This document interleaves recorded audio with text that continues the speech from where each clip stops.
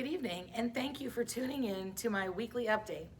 As you are already aware, we made the decision to continue virtual learning next week as the COVID-19 data just does not support that it's an appropriate time to bring our students and staff back into our school buildings.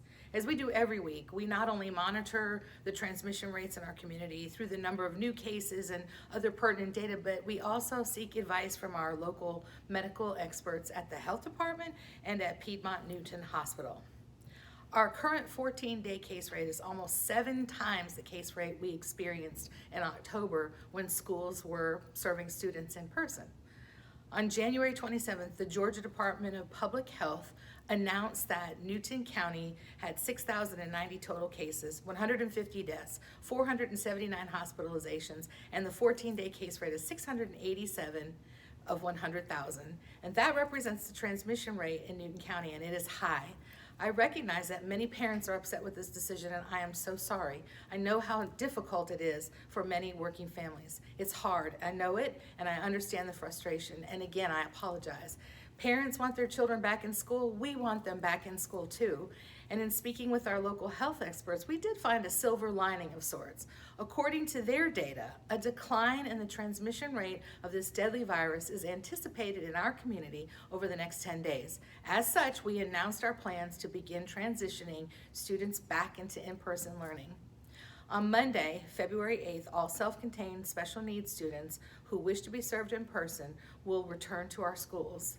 As things stand, all remaining students enrolled in in-person learning will transition back to school on Tuesday, February 16th. Remember that Monday, February 15th, is our winter holiday break. Our goal is to have our students return mid-February and continue in-person learning throughout the rest of the school year, as long as it's safe to do so. Understanding, however, there may be a need for intermittent closures given the current circumstances of our community. We also have parents who are on the opposite side of this equation. They don't want their students to return to in-person learning, and I respect that decision. I've always said that the health and safety of our students and staff is my #1 priority, and I will absolutely support a parent's decision to keep their children safely at home for the remainder of the school year.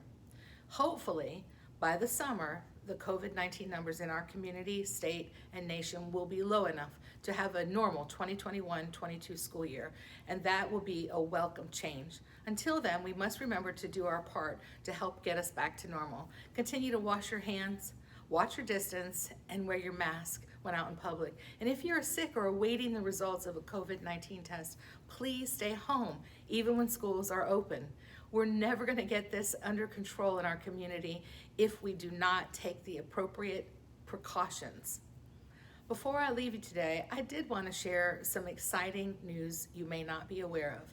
Next week, our school system will celebrate 150 years of serving students. Yes, that's right, 150 years ago, on February 7th, 1871 to be exact, the Newton County school system was officially formed.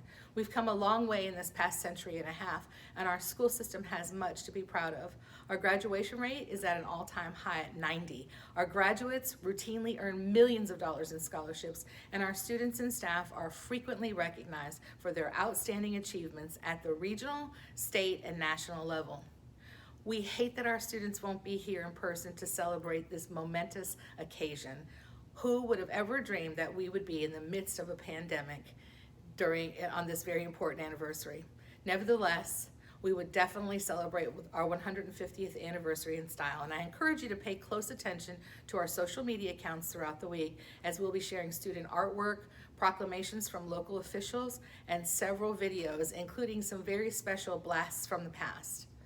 As I close this weekly update, I want to once again thank you for your support. I really appreciate it. Many of you have reached out to me with kind words, and I do appreciate that so very much. This has been difficult for all of us, and I take no delight in closing schools to in-person instruction. I want the children back in our buildings, connecting with their teachers, and I know that's what's best for most of our students, but I will always put the health and safety of your children and our staff first. They mean the world to me, and I would never intentionally or knowingly risk their health and safety.